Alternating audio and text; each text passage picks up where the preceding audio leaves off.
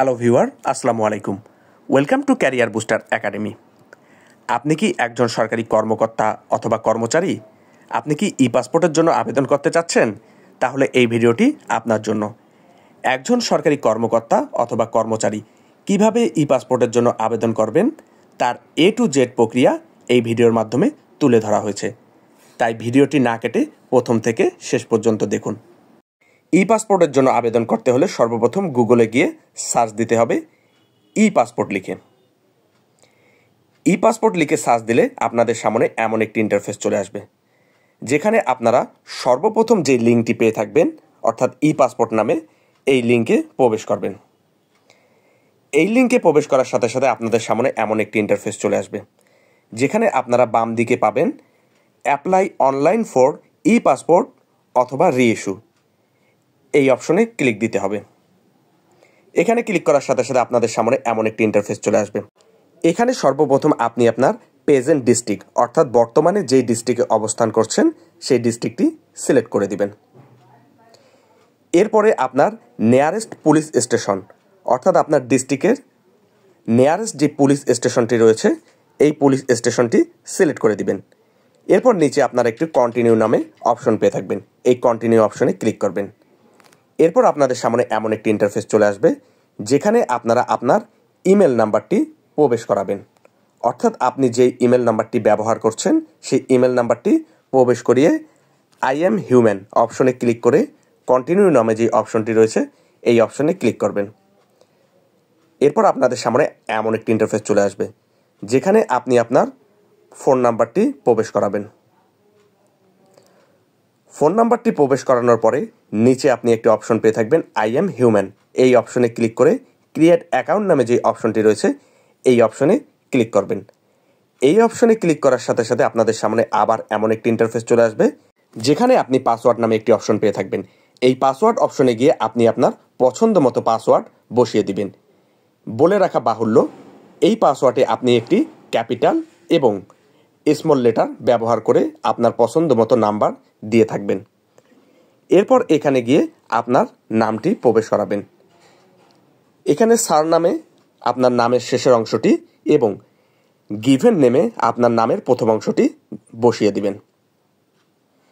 এরপর scroll down করে নিচে নামবেন। স্ক্রল ডাউন করে নিচে নামার পরে আপনাদের সামনে এমন একটি ইন্টারফেস চলে আসবে, যেখানে ক্রিয়েট অ্যাকাউন্ট নামে একটি অপশন পেয়ে থাকবেন। এই ক্রিয়েট অ্যাকাউন্ট অপশনে ক্লিক করবেন। ক্রিয়েট অ্যাকাউন্টে ক্লিক করার সাথে সাথে আপনার ইমেলে একটি লিঙ্ক চলে যাবে। এই লিঙ্কটিতে প্রবেশ করে আপনাকে আপনার অ্যাকাউন্টটি সচল করে নিতে হবে। লিঙ্কটিকে অ্যাক্টিভ করতে আপনাকে জিমেলের ইনবক্সে প্রবেশ করতে হবে। জিমেলের ইনবক্সে লিঙ্কটি না পেয়ে থাকলে স্প্যাম অপশনে ক্লিক করবেন। এরপর টিক দিয়ে নট স্প্যাম অপশনে ক্লিক করার সাথে সাথে লিঙ্কটি আপনার জিমেলের ইনবক্সে চলে আসবে। এরপর লিঙ্কটিকে অ্যাক্টিভ করার জন্য ইমেলে প্রবেশ করবেন। এরপর আপনাদের সামনে এমন একটি ইন্টারফেস চলে আসবে, যেখানে আপনি আপনার লিঙ্কটি পেয়ে থাকবেন।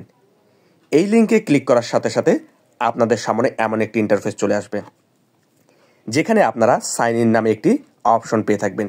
এই সাইন ইনে ক্লিক করবেন।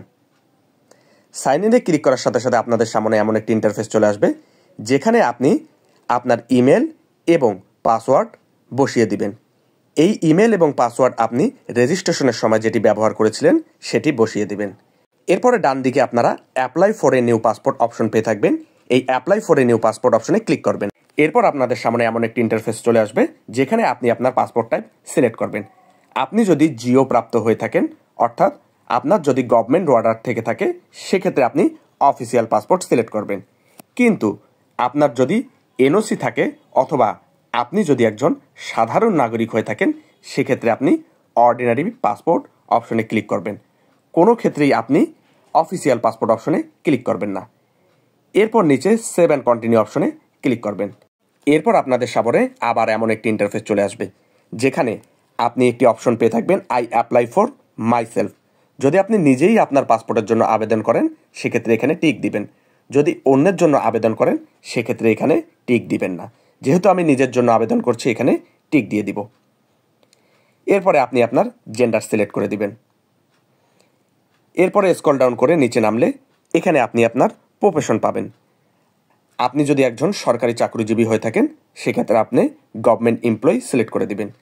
এছাড়া যদি আপনার প্রফেশন অন্য হয়ে থাকে সেক্ষেত্রে আপনি আপনার প্রফেশনটি সিলেক্ট করে দিবেন। এরপরে আপনি অপশন পেয়ে থাকবেন সিলেক্ট রিলিজিয়াস, এখানে আপনি আপনার রিলিজিয়াস সিলেক্ট করে দিবেন। এরপরে একটি অপশন পেয়ে থাকবেন সিলেক্ট ডিস্ট্রিক্ট অফ বার্থ, অর্থাৎ আপনি যেই জেলায় জন্মগ্রহণ করেছেন সেই জেলাটি সিলেক্ট করে দিবেন। এরপর সিলেক্ট ডেট অফ বার্থ নামে একটি অপশন পেয়ে থাকবেন, এখানে আপনি যে তারিখে জন্মগ্রহণ করেছেন সেই তারিখটি এখানে সিলেক্ট করে দিবেন। অবশ্যই এটি এনআইডি অনুযায়ী সিলেক্ট করতে হবে। এরপর একটি অপশন পেয়ে থাকবেন সিটিজেনশিপ ইনফরমেশন, এখানে আপনার টাইপ অফ সিটিজেনশিপ সিলেক্ট করতে হবে। যেহেতু আমি জন্মসূত্রে বাংলাদেশি, এক্ষেত্রে আমি বাই বার্থ অপশনে ক্লিক করব। এরপরে সেভ অ্যান্ড কন্টিনিউ নামে যে অপশনটি রয়েছে এই অপশনে ক্লিক করব। সেভ অ্যান্ড কন্টিনিউ অপশনে ক্লিক করার সাথে সাথে এমন একটি ইন্টারফেস চলে আসবে যেখানে আপনারা সর্বপ্রথম একটি পার্মানেন্ট অ্যাড্রেস নামে অপশন পেয়ে থাকবেন। এখানে সর্বপ্রথম আপনি আপনার ডিস্ট্রিক্ট, অর্থাৎ আপনার এনআইডি অনুযায়ী আপনার পার্মানেন্ট যে ডিস্ট্রিক্টটি রয়েছে সেই ডিস্ট্রিক্টটি সিলেক্ট করে দিবেন। এরপর আপনার সিটি অথবা ভিলেজ অথবা হাউস এখানে ইনপুট করে দিতে হবে। আপনি আপনার ভিলেজটি ইনপুট করার পরে নিচে আপনি আপনার রোড নাম্বার, ব্লক অথবা সেক্টর ইনপুট করে দিবেন। এখানে আমি আমার রোড নাম্বারটি ইনপুট করে দিলাম। রোড নাম্বারটি ইনপুট করে দেওয়ার পরে স্ক্রল ডাউন করলে আরেকটি আপনারা অপশন পেয়ে থাকবেন, তা হচ্ছে পোস্ট অফিস। এখানে আপনি আপনার পোস্ট অফিসটি সিলেক্ট করে দিবেন। যেহেতু আমার পোস্ট অফিস বাবুখা, এখানে আমি বাবুখা এবং 5400 সিলেক্ট করে দিব। এরপর নিচে আরেকটি অপশন পেয়ে থাকবেন পুলিশ স্টেশন, এখানে আপনি আপনার পুলিশ স্টেশন সিলেক্ট করে দিবেন। যেহেতু আমার পুলিশ স্টেশন কোতোয়ালি মেট্রো, এক্ষেত্রে আমি কোতোয়ালি মেট্রো সিলেক্ট করে দিলাম। এরপরে স্ক্রল ডাউন করলে আরেকটি অপশন পেয়ে থাকবেন প্রেজেন্ট অ্যাড্রেস। আপনার প্রেজেন্ট এবং পার্মানেন্ট অ্যাড্রেস যদি একই হয়ে থাকে সেক্ষেত্রে আপনি জাস্ট প্রেজেন্ট অপশনে টিকমার্ক দিয়ে দিবেন। প্রেজেন্ট অ্যাড্রেসে টিকমার্ক দিলে আপনাকে নতুন করে আর আপনার প্রেজেন্ট অ্যাড্রেসটি ইনপুট করতে হবে না। এক্ষেত্রে আপনার প্রেজেন্ট এবং পার্মানেন্ট অ্যাড্রেস একই থেকে যাবে। যদি আপনার প্রেজেন্ট এবং পার্মানেন্ট অ্যাড্রেস ভিন্ন হয়ে থাকে সেক্ষেত্রে আপনি আপনার প্রেজেন্ট ডিস্ট্রিক্ট, আপনার ভিলেজ, আপনার পোস্ট অফিস, আপনার পুলিশ স্টেশন সিলেক্ট করে দিবেন। আর যদি একই হয়ে থাকে সেক্ষেত্রে আপনি জাস্ট প্রেজেন্ট অ্যাড্রেস অপশনে গিয়ে টিকমার্ক দিয়ে দিবেন। যেহেতু আমার প্রেজেন্ট অ্যাড্রেস এবং পার্মানেন্ট অ্যাড্রেস একই, সেক্ষেত্রে আমি প্রেজেন্ট অ্যাড্রেস অপশনে টিকমার্ক দিয়ে দিলাম। এরপরে সেভ অ্যান্ড কন্টিনিউ নামে যেই অপশনটি রয়েছে এই অপশনে ক্লিক করবেন। সেভ অ্যান্ড কন্টিনিউ অপশনে ক্লিক করার পরে আপনাদের সামনে এমন একটি ইন্টারফেস চলে আসবে যেখানে আপনারা কিছু অপশন পেয়ে থাকবেন। পূর্বে যদি আপনার ই পাসপোর্ট থেকে থাকে সেক্ষেত্রে আপনি সিলেক্ট করবেন yes I have machine readable passport. যদি না থেকে থাকে সেক্ষেত্রে আপনি সিলেক্ট করবেন no I don't have any passport previous, এই অপশনে ক্লিক করবেন। এরপরে স্ক্রল ডাউন করে নিচে নামবেন। স্ক্রল ডাউন করে নিচে নামলে আপনারা একটি অপশন পেয়ে থাকবেন ন্যাশনাল আইডি নাম্বার। এখানে আপনি আপনার ন্যাশনাল আইডি অর্থাৎ আপনার যে জাতীয় পরিচয় নম্বরটি রয়েছে এই নম্বরটি খুব সতর্কতার সাথে সম্পূর্ণ তুলবেন। ন্যাশনাল এনআইডি নম্বর কোনো ক্রমেই ভুল ইনপুট করা যাবে না। এরপরে সেভ অ্যান্ড কন্টিনিউ নামে যে অপশনটি রয়েছে এই অপশনে ক্লিক করবেন। সেভ অ্যান্ড কন্টিনিউ অপশনে ক্লিক করলে আবার আপনার সামনে এমন একটি ইন্টারফেস চলে আসবে যেখানে প্যারেন্টাল ইনফরমেশন অর্থাৎ পিতামাতার ইনফরমেশন ইনপুট করতে হবে। সর্বপ্রথম আপনি আপনার পিতার নামটি আপনার এনআইডি কার্ডে যে নাম দেওয়া আছে সেই অনুযায়ী আপনার পিতার নাম ইনপুট করবেন। এরপরে আপনার পিতার বর্তমান পেশা অর্থাৎ বর্তমানে তিনি কি করছেন তার পেশা সিলেক্ট করে দিবেন। প্রফেশন সিলেক্ট করার পরে নিচে আরেকটি অপশন পেয়ে থাকবেন ন্যাশনালিটি। এই ন্যাশনালিটি অপশনে গিয়ে তার জাতীয়তা সিলেক্ট করে দিতে হবে। এখানে আমি তার জাতীয়তা বাংলাদেশি সিলেক্ট করে দিলাম। এরপরে স্ক্রল ডাউন করলে আরেকটি আপনারা অপশন পেয়ে থাকবেন ন্যাশনাল আইডি নাম্বার। এই ন্যাশনাল আইডি নাম্বার দেওয়া কম্পালসরি নয়, তাই আমি এই ন্যাশনাল আইডি নাম্বার দিব না।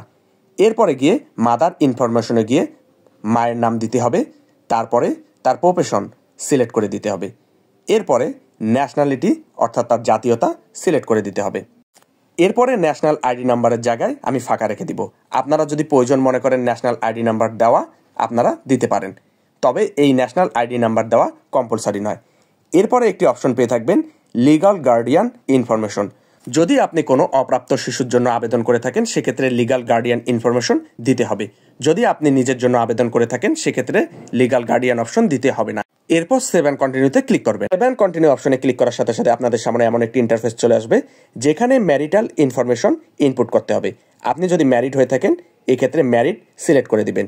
এরপর আপনার ওয়াইফের নেম, প্রফেশন, ন্যাশনালিটি এবং তার এনআইডি নাম্বার প্রবেশ করাবেন। এখানে এনআইডি নাম্বার দেওয়া কম্পালসারি নয়।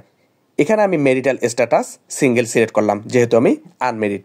এরপরে সেভ অ্যান্ড কন্টিনিউ অপশনে ক্লিক করতে হবে। এরপরে একটি অপশন পেয়ে থাকবেন এমার্জেন্সি কন্ট্যাক্ট। এমার্জেন্সি কন্ট্যাক্টে আপনি আপনার আত্মীয় স্বজন, বন্ধুবান্ধব অথবা ভাইয়ের নাম সিলেক্ট করতে পারবেন। এখানে আমি এমার্জেন্সি কন্ট্যাক্টে আমার ব্রাদার সিলেক্ট করে দিলাম। এরপরে নেম অপশনে গিয়ে তার নাম লিখে দিলাম। এরপরে সিলেক্ট ডিস্ট্রিক্টে গিয়ে তার প্রেজেন্ট ডিস্ট্রিক্ট সিলেক্ট করে দিলাম। এরপরে সিটি, ভিলেজ অথবা হাউসে গিয়ে তার ভিলেজ ইনপুট করে দিলাম। এরপরে রোড, ব্লক অথবা সেক্টর থাকলে তা ইনপুট করে দিব। এরপরে তার বর্তমান পোস্ট অফিস সিলেক্ট করে দিলাম। যেহেতু তার বর্তমান পোস্ট অফিস বাবুখা, এক্ষেত্রে বাবুখা সিলেক্ট করে দিলাম। এরপর তার পুলিশ স্টেশন সিলেক্ট করে দিলাম। যেহেতু তার পুলিশ স্টেশন কোতোয়ালি মেট্রো, এখানে police station Kotwali metro select করে দিলাম। এরপর কন্ট্যাক্ট নাম্বার অপশনে গিয়ে তার কন্ট্যাক্ট নাম্বারটি ইনপুট করে দিব। এরপরে স্ক্রল ডাউন করলে আমরা অপশন পেয়ে থাকবো সেভ অ্যান্ড কন্টিনিউ। এই সেভ অ্যান্ড কন্টিনিউ অপশনে ক্লিক করতে হবে। সেভ অ্যান্ড কন্টিনিউ অপশনে ক্লিক করার সাথে সাথে এমন একটি ইন্টারফেস চলে আসবে যেখানে আপনি আপনার পাসপোর্ট অপশন সিলেক্ট করবেন। এখানে যদি আপনি 5 বছরের জন্য পাসপোর্ট করতে চান সেখানে 5 ইয়ার্স সিলেক্ট করবেন, যার ফি হবে 4025 টাকা। এবং আপনি যদি 10 বছরের জন্য পাসপোর্ট করতে চান সেক্ষেত্রে 10 ইয়ার্স সিলেক্ট করবেন, যার ফি হবে 5750 টাকা। যেহেতু আমি 10 বছরের জন্য পাসপোর্ট করতে যাচ্ছি সেক্ষেত্রে আমি 10 ইয়ার্স সিলেক্ট করে দিব। এরপর সেভ অ্যান্ড কন্টিনিউ নামে যে অপশনটি রয়েছে এই অপশনে ক্লিক করব। সেভ অ্যান্ড কন্টিনিউ অপশনে ক্লিক করার সাথে সাথে এমন একটি ইন্টারফেস চলে আসবে যেখানে আপনারা দুটি অপশন পেয়ে থাকবেন। একটি হচ্ছে রেগুলার ডেলিভারি, আরেকটি হচ্ছে এক্সপ্রেস ডেলিভারি। এক্ষেত্রে বলে রাখা বাহুল্য, আপনি যদি এনওসি নিয়ে ই পাসপোর্ট করে থাকেন সেক্ষেত্রে আপনি রেগুলার ডেলিভারির ফি দিয়ে এক্সপ্রেস ডেলিভারির সুবিধা পেয়ে থাকবেন। এক্ষেত্রে আপনার কোনো দরকার নেই এক্সপ্রেস ডেলিভারির মাধ্যমে পাসপোর্ট গ্রহণ করার, কারণ এক্সপ্রেস ডেলিভারির মাধ্যমে যদি আপনি পাসপোর্টের জন্য আবেদন করে থাকেন সেক্ষেত্রে আপনার আবেদন ফি বেশি হয়ে থাকবে। আপনি যেহেতু এনওসির মাধ্যমে ই পাসপোর্টের জন্য আবেদন করবেন সেহেতু আপনি রেগুলার ডেলিভারি সিলেক্ট করে দিবেন। আর এই রেগুলার ডেলিভারি সিলেক্ট করার মাধ্যমে আপনি এনওসির কারণে এক্সপ্রেস ডেলিভারির সুবিধা পাবেন। এরপর সেভ অ্যান্ড কন্টিনিউ অপশনে ক্লিক করার সাথে সাথে আপনাদের সামনে এমন একটি ইন্টারফেস চলে আসবে। এখানে আপনি আপনার ওভারভিউ অফ অ্যাপ্লিকেশন ডাটা পেয়ে থাকবেন। অর্থাৎ আপনি যদি আপনার ইনফরমেশনের কোনো চেঞ্জ করতে চান এখানে এডিট অপশন পেয়ে থাকবেন। এখান থেকে আপনি আপনার ইনফরমেশন এডিট করতে পারবেন। এরপরে আপনি নিচে একটি বক্স পেয়ে থাকবেন, এখানে টিক দিবেন। Continue and process to payment নামে নিচে একটি অপশন পেয়ে থাকবেন।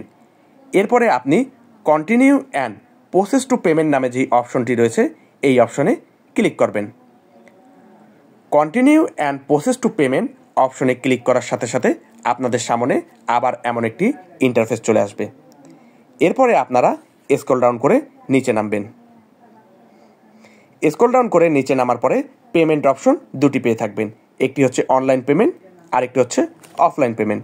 যেহেতু আমি অফলাইনে পেমেন্ট দিব সেহেতু আমি অফলাইন পেমেন্ট সিলেক্ট করব। এরপরে নিচে একটি অপশন পেয়ে থাকবেন কন্টিনিউ।